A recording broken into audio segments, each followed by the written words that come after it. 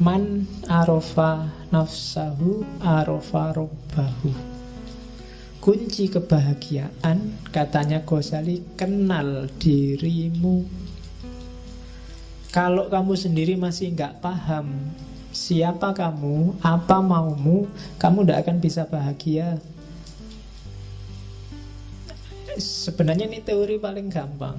Kalau kamu nggak ngerti selera makanmu, janjane misalnya makanan yang kamu sukai apa sih, kalau kamu nggak ngerti, ya kamu nggak akan bisa membahagiakan dirimu, mau kamu sendiri nggak ngerti.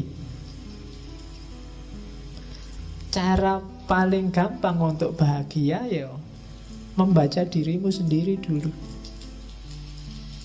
Katanya Ghazali di bagian awal Kimia Usa'adah itu, ia yang mengenal dirinya, ialah yang akan merasakan kebahagiaan sejati. Mungkin selama ini kamu gak bahagia karena kamu gak kenal dirimu. Sebenarnya kamu suka misalnya baju-baju tipis, tapi karena kamu gak kenal dirimu, kamu lihat orang lain pakai baju-baju tebal, pakai baju-baju jubah, kamu anggap itu yang enak, dan kamu tiru, ya nggak enak akhirnya. Kamu nggak nemu kebahagiaan di situ. Jadi kenali dirimu dulu deh. Kenapa kok kita nggak kenal diri, katanya Ghazali? Biasanya ketutup oleh hasrat, oleh hawa nafsu, oleh karakter-karakter binatang kita, oleh keinginan menaklukkan yang lain, oleh keinginan jadi idola, oleh keinginan macam-macam. Itu yang bikin kita nggak kenal. Padahal kamu seleranya cuma nasi kucing, tapi karena ingin dianggap keren, kamu milih restoran-restoran mahal yang ada steak, ada apa. Padahal begitu lihat steak kamu janjane mau muntah. Itu panganan opo itu, tapi yo biar dianggap keren, terpaksa kamu sambil nutup hidung dimakan. Nggak enak karena kamu nggak kenal dirimu sendiri. Ketutup hasratmu untuk dianggap anak gaul. Sebenarnya pakai jin itu mungkin kamu tersiksa luar biasa, wong meletup kayak gitu gimana. Tapi kalau nggak pakai jin nggak keren, Pak. Padahal kan yang paling keren itu kan menurut saya kan pakai sarung paling enak. Longgar, ISIS kan. Loh iya kan? Makainya juga simple, kapanpun dibutuhkan bisa dibuka. Bayangkan kamu pakai jin ke kamar mandi aja tak sumpek. Coba pakai sarung tinggal diangkat, wes selesai. Nah iya kan? Loh, itu kecenderungan jiwamu, tidak bisa dibohongi. Jadi kenali dirimu. Oke. Terus dan jangan salah, katanya Ghazali, mengenal diri itu manfaatnya dua. Begitu kamu jernih membaca dirimu, semakin ke dalam, semakin ke hakikat sebenarnya siapa itu manusia, justru di paling dasar kamu akan ketemu gambarnya Tuhan. Ya kan? Karena Allah memang yang membedakan manusia dengan yang bukan manusia kan, wa nafakha fihi min ruhi. Dalam diri kita ditiupkan ruh dari Allah. Dan itu citranya, gambarnya ruh dalam diri kita, itu gambarnya Allah. Jadi begitu kamu kenal dirimu yang sejati, hakikatnya kamu kenal Allah. Jangan dibayangkan, kalau mau lakukan, bersihkan dirimu sebersih-bersihnya, singkirkan dari debu-debunya. Ghazali kan yang terkenal bikin analogi cermin itu kan. Semakin nafsu menguasaimu, semakin gelap cerminmu. Kayak kamu maksiat sekali, ada titik hitam satu. Semakin banyak maksiat, titik hitamnya semakin banyak. Sehingga kamu tidak bisa sudah lihat ke dalam dirimu. Akhirnya kamu tertipu oleh titik-titik hitam itu. Kamu anggap yang penting yang titik-titik hitam itu. Padahal kalau kamu bisa bersihkan itu, kamu sisihkan itu semua, kamu akan melihat bahwa sebenarnya itulah hakikat dirimu dan sekaligus itulah Tuhanmu. Oke. Jadi kunci bahagia pertama, kenali dirimu. Saya tidak tahu pernah nggak teman-teman sekali-sekali mikir tentang dirimu sendiri. Mungkin paling tidak kayak tadi, nanti kalau ada waktu ya bikin semacam muhasabah, semacam tafakkur. Tipe orang kayak gimana sih kamu itu? Yang kamu sukai apa, yang tidak disukai apa?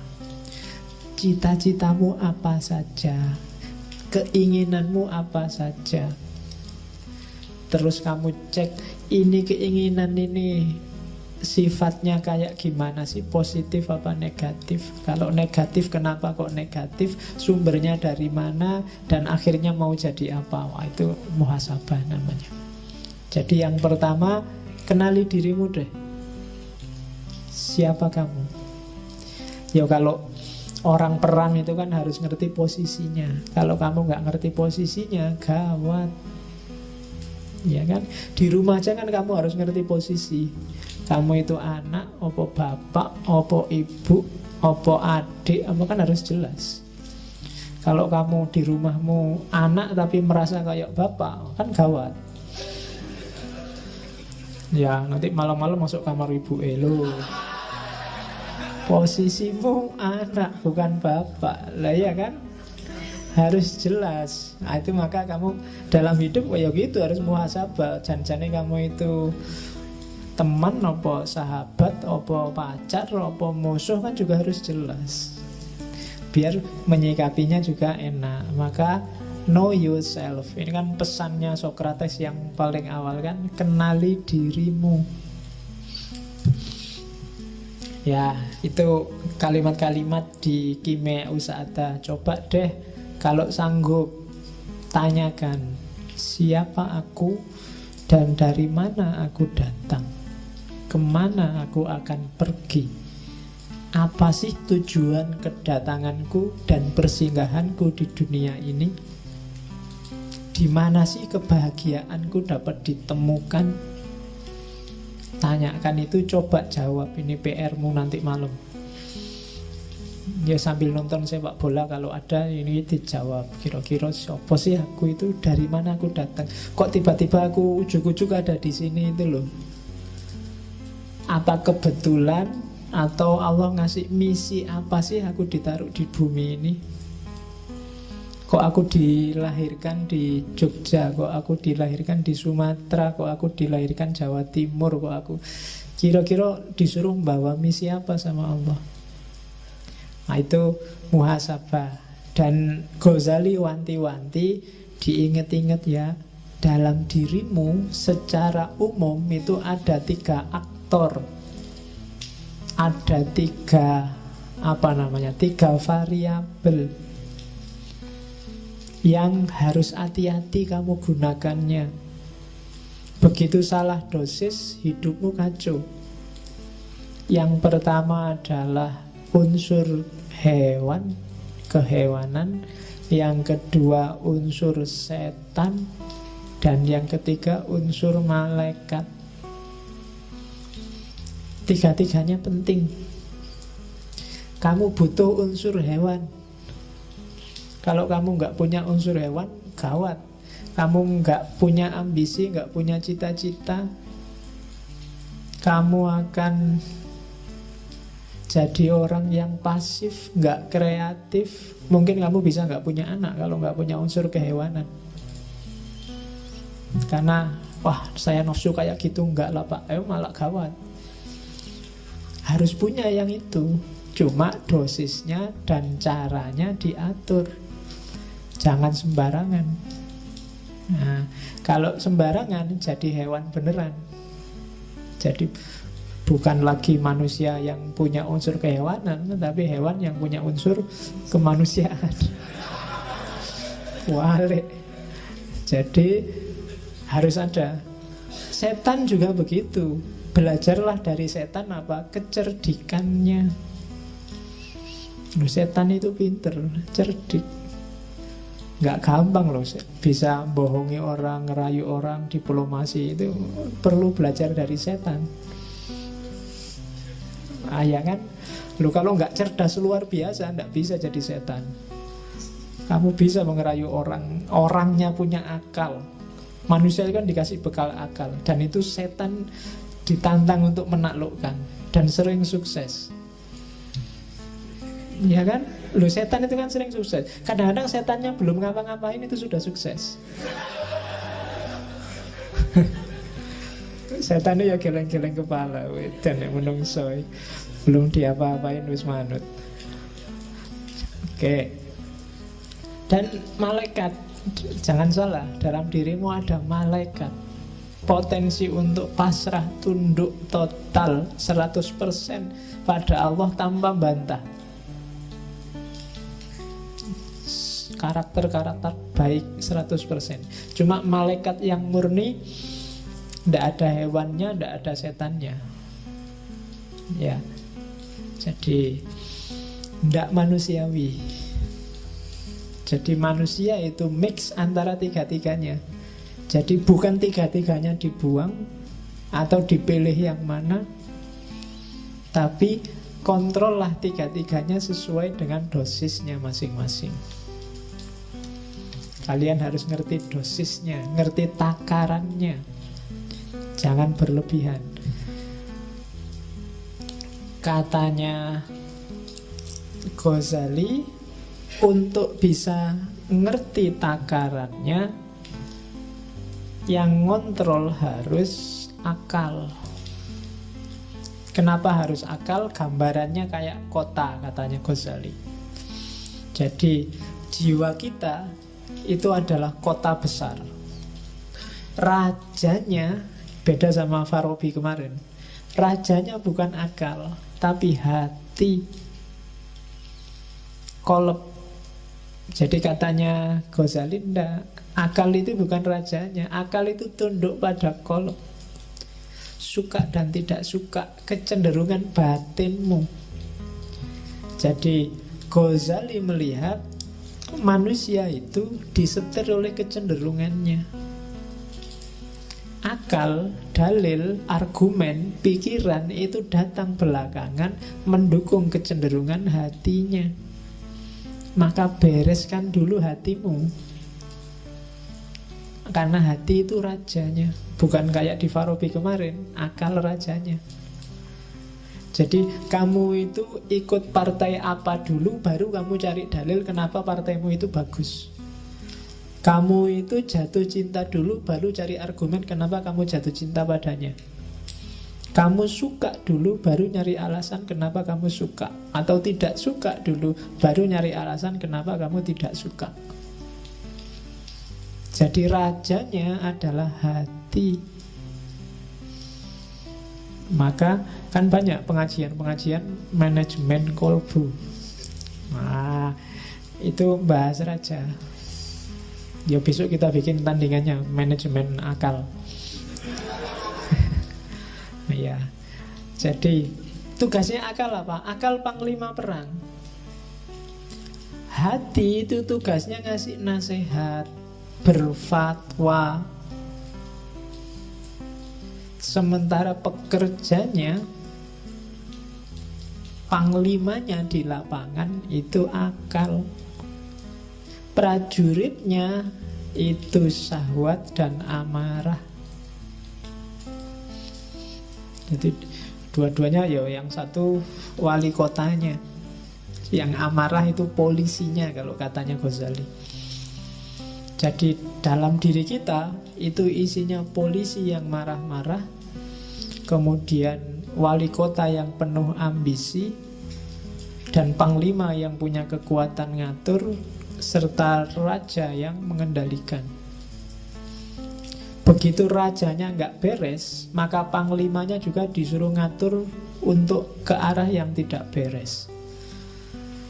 Syahwat akan jadi penguatnya, karena dari situ muncul ambisi hasrat. Kemudian kekuatan amarah jadi pendorongnya. Jadi hati-hati, makanya hati harus lembut, baru yang lain ikut lembut. Kalau hati kasar, akalmu juga akan mengarah pada kasar, syahwatmu juga dikontrol oleh kekasaran, dan amarahmu akan semakin menyala. Jadi maka katanya Ghazali, amankan kota jiwamu. Pertama-tama bereskan hatimu, kemudian perintahkan panglima untuk mengendalikan wali kota dan polisi. Kalau enggak, ya alamat kotamu kacau balau. Jangan sampai nanti nafsunya memberontak mengalahkan hati, dan akhirnya nafsunya yang jadi raja. Juga jangan sampai polisinya, amarahnya yang jadi raja. Dan jangan sampai juga akalnya yang jadi raja. Yang harus jadi raja hatinya. Oke. Terus karena itu katanya Ghazali, itu kalimat tak copy paste, hati-hatilah kalau kebahagiaanmu hanya karena urusan makan, minum, dan semua kebutuhan biologis, maka kamu termasuk kelompok bahaim. Kalau kebahagiaanmu terletak pada menang kalah, siapa ranking 1, siapa ranking di bawahnya, siapa yang statusnya tinggi, siapa yang statusnya rendah, maka kita adalah binatang, tapi binatang yang sabuiyah, binatang liar. Kalau tadi bahaim itu binatang ternak, peliharaan. Kalau hidup kita yang bikin kita bahagia adalah tipu daya, muslihat, mencurangi orang lain, maka kebahagiaan kita adalah kebahagiaan jenis kebahagiaannya setan. Dan kalau yang bikin kita bahagia hanya urusan kita menyembah pada Allah, ibadah, tidak membangkang sama sekali, maka kita ada di level malaikat. Bagus tapi tidak manusiawi.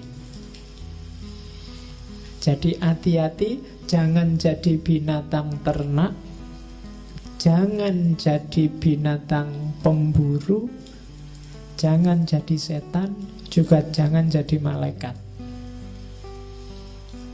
Nah, susah ya kalau dilarang jadi malaikat. Kamu mesti komplain, loh, malaikat kan bagus, Pak.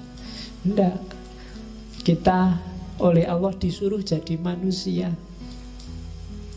Kalau manusia berarti yo ada bahaimnya dong. Yo kita butuh makan, butuh minum,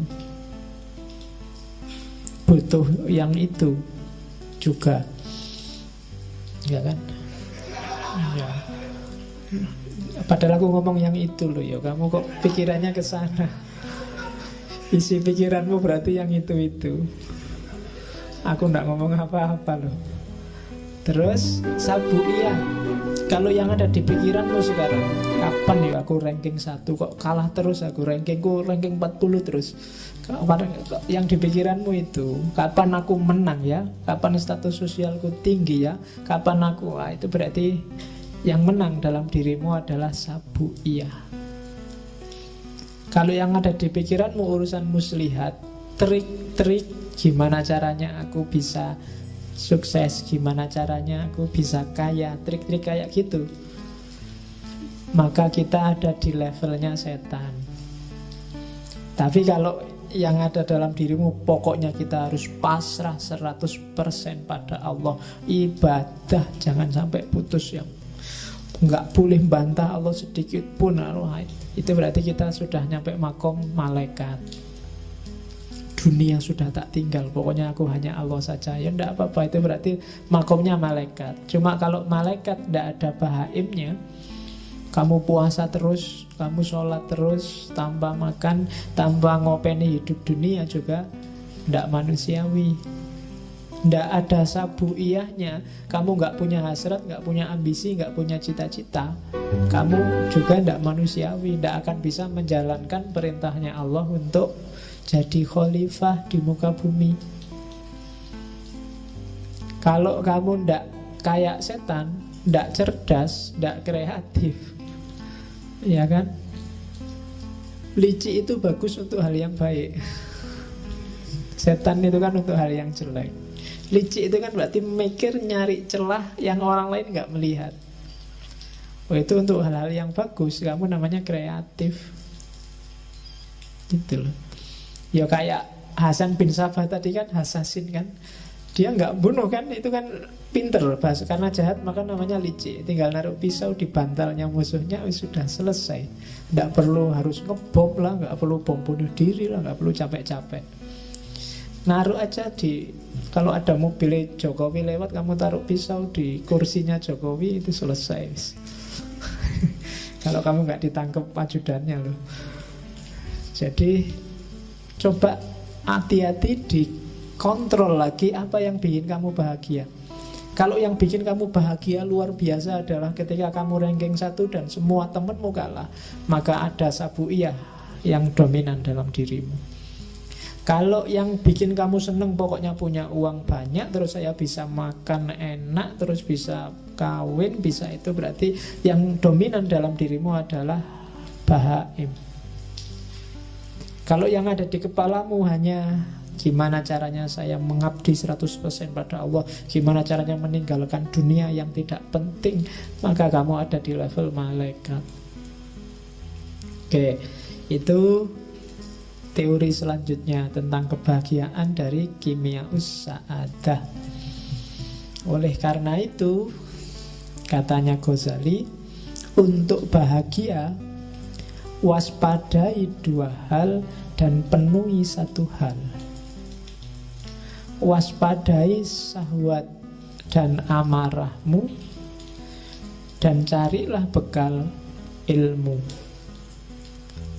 Untuk ngerti semua tadi, untuk bisa kamu muhasabah secara pas dan sesuai, satu-satunya jalan adalah ilmu. Kamu ngerti yang sedang main ini binatang apa malaikat, harus ngerti ilmu. Kalau enggak, ya kamu enggak bisa muhasabah dengan baik. Nah, ini kan ujungnya sebenarnya sama kayak Plato dan Al-Farabi kemarin. Jalan untuk bahagia itu ya ilmu. Dengan ilmu orang bisa melakukan kebaikan. Setelah dia melakukan kebaikan pasti bahagia. Kalau di Ghazali kan dibalik.